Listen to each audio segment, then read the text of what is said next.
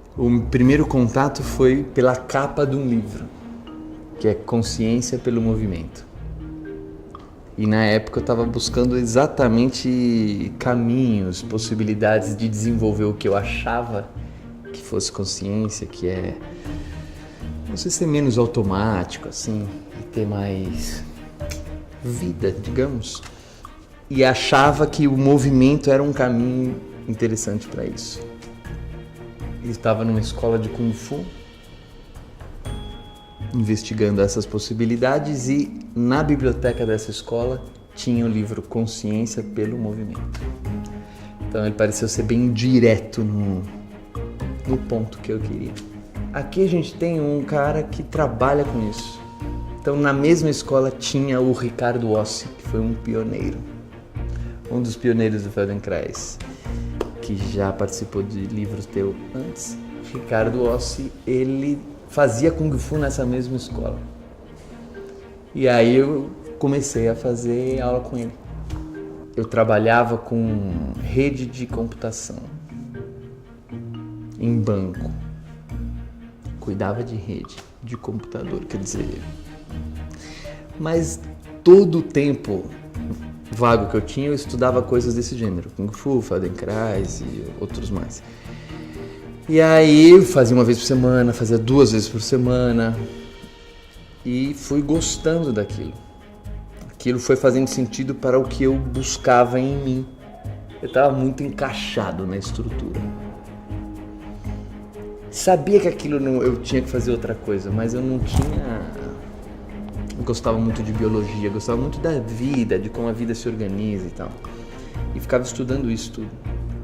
Mas não tinha jogo para sair, embora quisesse.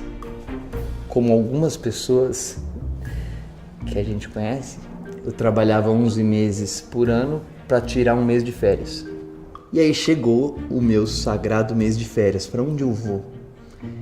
E aí eu encaixava no meu mês uma formação de Feldenkrais que estava tendo no Havaí.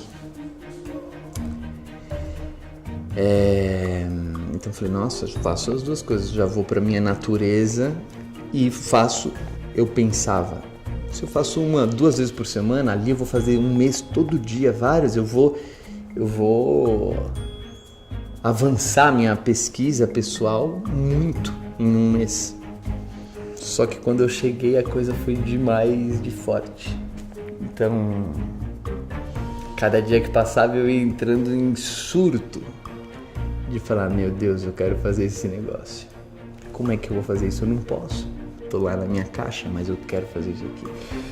E foi. A tensão subindo. Feldenkrais, ele tem 2 modalidades, uma delas é com o toque. Então eu tive uma sessão de toque, chama-se integração funcional, com o professor lá, Jerry Carson. Quando eu saí da sessão, terminou, vai andar ali no jardim, no Havaí, uma coisa que não era ruim, vendo o vulcão ao longe, coisas assim. Aí eu saí andando e o estado era totalmente diferente. Não só sensações de corpo, coisas assim, o estado mesmo era totalmente outro. Essa modalidade chama-se de integração funcional. Era um estado, eu não sabia dizer isso, mas hoje eu posso dizer assim, era um estado mesmo de integração funcional. Quer dizer, eu penso, sinto, vou agir e tudo está integrado. Então, de repente, eu estou andando sem o meu arsenal diário e tão íntimo de contradições. Não dá, então eu vou ter que saber gerar isso em mim. Era o pensamento que me vinha. Coladinho com o outro. E tenho que passar isso para as pessoas. Tenho que conseguir gerar isso em mim e comunicar isso para alguém também, porque é sensacional. Esse cara, esse que eu já mencionei, Jerry Carson, ele tá vivo ainda, tem 80 anos agora. Ele foi aluno direto do Feldenkrais. Ele tá na história do método, como graças a ele é que várias coisas se fizeram na composição do método no mundo. Mas ele era o diretor pedagógico dessa formação, então eu ia lá, fiz toda a formação por ele, que então, por vários motivos, foi marcando. E depois eu trouxe essa formação para o Brasil, uns 10 anos depois. E ele é que foi o diretor pedagógico aqui, da formação 1, da formação 2, da formação 3. Então foi a pessoa com quem eu mais acompanhei por anos, traduzindo, vivendo, trocando informações e tudo. Então ele não é alguém muito formatado pelas convenções. Então é um cara mais vivo, né? Então isso permitia a gente interagir, porque isso é uma qualidade que eu busco.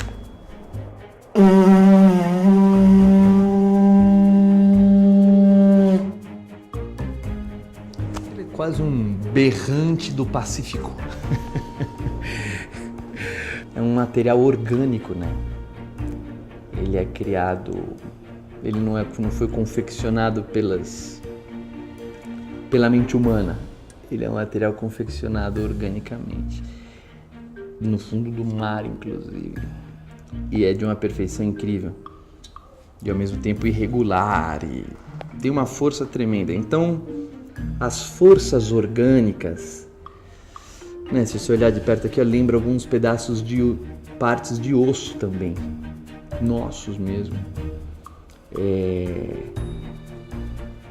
As inteligências e as forças da natureza, como elas criam a matéria, criam um movimento, criam uma expressão.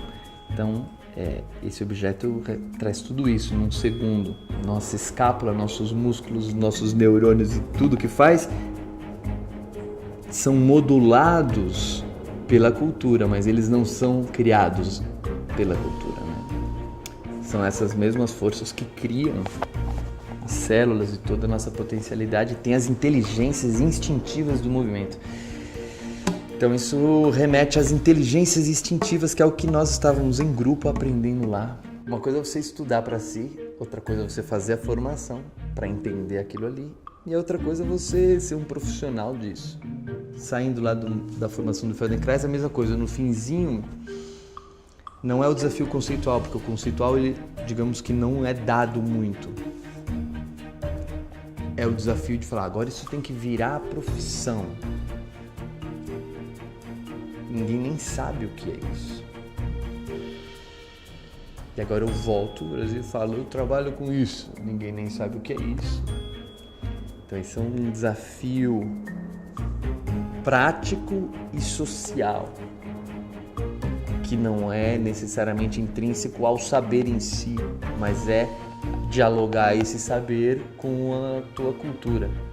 Esse método é um método, tem essa particularidade. Você é um bom intérprete quando você cria.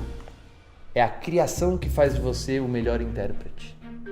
Porque ele não preconiza você seguir um modelo. Talvez o que pode marcar a essência do método Feldenkrais é você não ter um modelo a ser seguido. Então, se você aprendeu uma técnicazinha na formação e está seguindo aquilo, você não está sendo um bom intérprete, porque você está reproduzindo algo. Então, a proposta do método não é que você seja um reprodutor, é que você exatamente não seja um repetidor e seja um criador a cada instante. Das aplicações do método mesmo. Tem um script, fala, primeiro você faz assim, assim, assim, junta, combina, aqui e tal. Você faz um script. Há quem ache que o método é o script.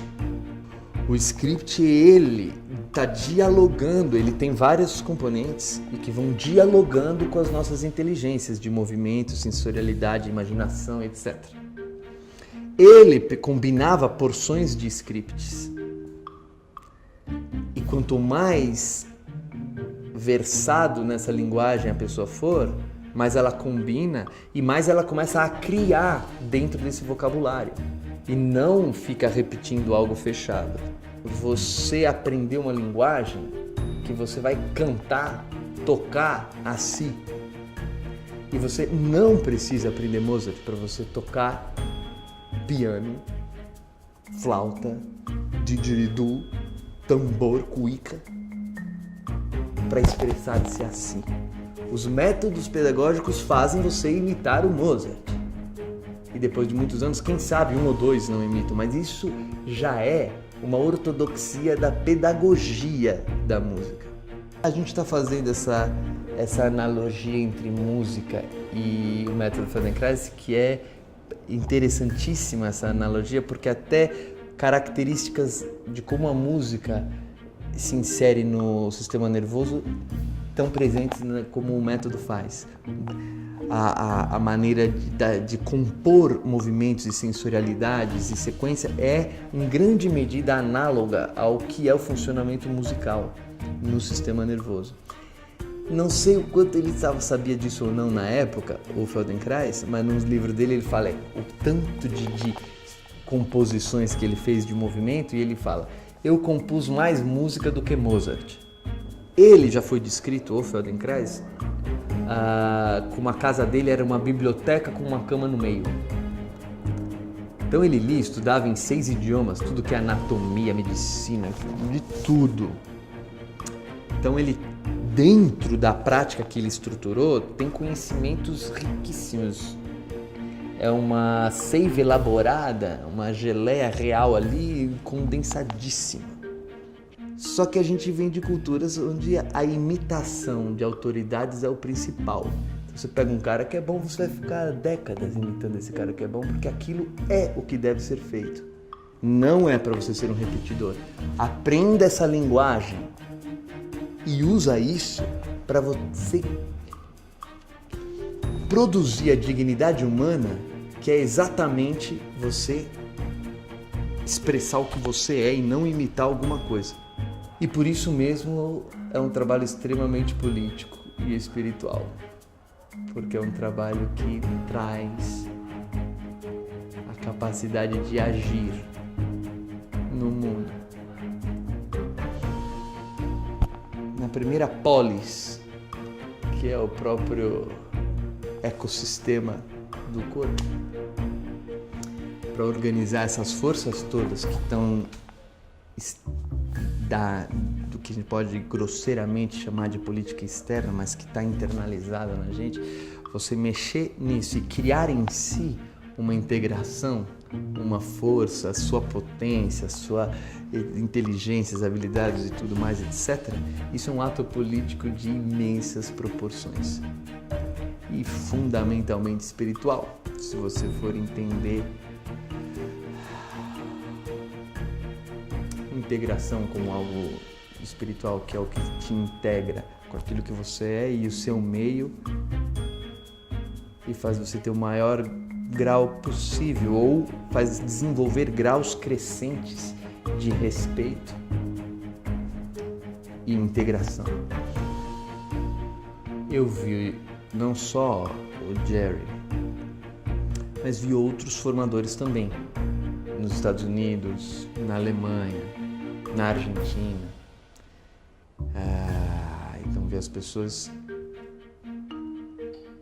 ensinando esse modelo que hoje eu chamo de um modelo tradicional, que se estruturou no final dos anos 70 para os anos 80. Ali nessa transição, nos primeiros anos da década de 80, se estruturou um modelo de formação internacional de Feldenkrais, que é feito nesses moldes em vários lugares. Então, é o mesmo molde que ele é transplantado para outro lugar. A formação de profissionais, ela tem um script. O método não quer, mas a formação quer. Então, ela tem um script. E você é intérprete do script. Então, eu trouxe o script. E fui sendo intérprete deste script. Tem lá seus desafios, mas tem toda o respaldo do script. Porque eu falo, eis o script com ISO 14000 internacional. Eu já estou bem relax. O método é uma coisa. A formação é outra. A formação segue scripts definidos historicamente por outras razões, são convenções sociais. E é essa que eu trago e ela é genial. Trouxe, e inclusive essa camiseta é uma delas. Há 3 anos atrás começou a ficar mais forte assim. Eu via na formação, poxa, isso que o aluno está trazendo, essa questão que o aluno está querendo entender, não foi totalmente coberta. Precisa ser trabalhado de outras formas para essa pessoa entender. Então eu ia vendo gaps, eu ia vendo lacunas na compreensão dos alunos. E que essas lacunas vão sendo levadas adiante, porque assim vai, por várias características. E isso foi crescendo, e produzindo em mim uma força talvez igual àquela que eu senti no Havaí em 1999. Quase 20 anos depois, eu senti uma força quase igual, falando, não, eu vou ter que fazer uma coisa, eu vou ter que fazer isso daqui. Nesse ano, inclusive, eu acho que eu posso dizer que mais genuinamente é quando eu me tornei um formador.